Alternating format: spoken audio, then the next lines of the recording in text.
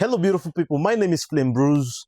I'm a music producer, a sound engineer, a bassist, a web developer, a poultry farmer. Just take it that I'm a man that wears so many hats. So in today's video, I want to talk about what you need to put in place or things that you need to put into consideration when you are trying to do a live recording that you intend to put it out there for commercial purpose for people to get to listen to it. Because within the week I got a job, a multi-track recording from a studio that they intend for me to work on it, for it to be used for a video content or whatever it is.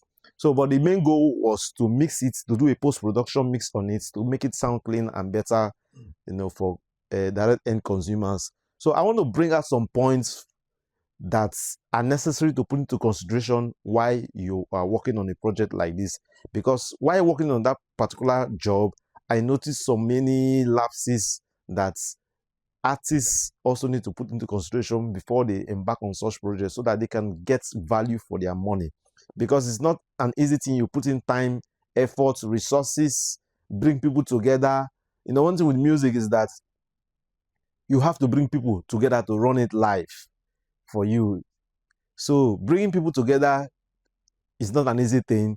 Those people have stressed themselves out to come together to work on that particular project. So you need to make sure that everything comes out really nice and better. So some of the points I didn't prepare for this video, but I'm going to be bringing out ideas and points from what I observed from that job. So number one, you guys have to prepare very well for the recording. You have to prepare. While you're doing your preparations, you need to record yourself with your phones or with your laptop. Just make sure you have a straight recording so that you guys get to hear yourself. Because sometimes when you just play and you listen to yourself, you think that maybe you have perfected it. But when you record yourself, you get to know some of your mistakes. If some of your riffs and your runs are not really aligning very well, you get to know it firsthand. Yes, so that's why it's important for you guys to record your rehearsals. Record your rehearsals so that you get to listen to it and see what to fix and things that need to come in more, what you need to improve on. So that preparation is a very vital point. So after your preparation, you guys are really certain that all your lines and your riffs and run, your punchings, your lines, your timings, and your pitches are very much on point. Then the next thing is your choice of the studio where you want to do your recording. So you need to make sure that the studio where you're recording your song, they have good engineers and they have good instruments. Because one thing is to have good engineer and the instruments are bad. And another thing is to have good instrument and the engineer is not really capable enough to give you a good, nice recording. So which is going to be a huge setback. So make sure that you do a background check on their kind of jobs.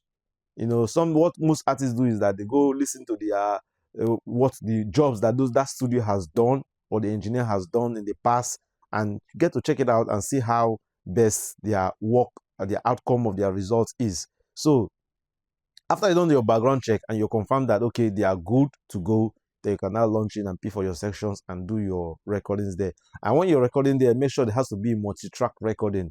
And it's always advisable for musicians to play as calm as possible, but with high energy. Play with high energy, but let it be as calm as possible. Because when you're playing recording live, there's always going to be bleeding of sounds into the next instrument or the other. So when you play calmly, that bleeding will be a bit controlled, although it not be totally eliminated, but it will be controlled in a certain way.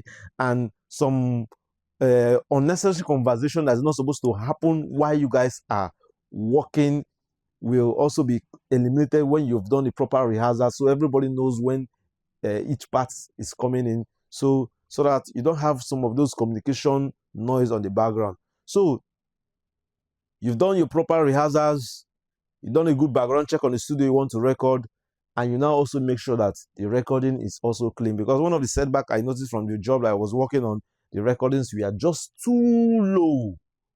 The recordings were too low. So trying to boost such kind of recording also has a way of affecting the dynamics of the sound quality. But I was able to do something, to make it sound more better and nice. So maybe in the coming days, I'll just show you guys a very brief explanation of the processes I passed through while working on that project. So maybe I'll do that when the song is already out, depending on the plans of the artist. So maybe I'll do that in the future. So make sure that the recording is clean and crystal enough. So after you guys have finished performing, doing your recording, checkmate before you leave the studio. Checkmate before you leave the studio. So if something that you guys have to record again, you can do that. But if you now leave and start assembling those people again, is a big challenge. So check the recordings. Make sure that the waves form are not too tiny and it's audible enough. So if it's audible enough, even the rough mix is supposed to be audible enough for you to hear. So if the rough mix is too low, that means there's a problem. So cross-check before leaving the studio. Then post-production is an important factor that you cannot eliminate. So that's what I do most times, that I get to now get the experience of getting to know most of this stuff. So I do post-production. Make sure you give your job to a good engineer, a good mix engineer for your post-production to make your work come out clean and classy. I hope this video is of help for you. Have a wonderful day.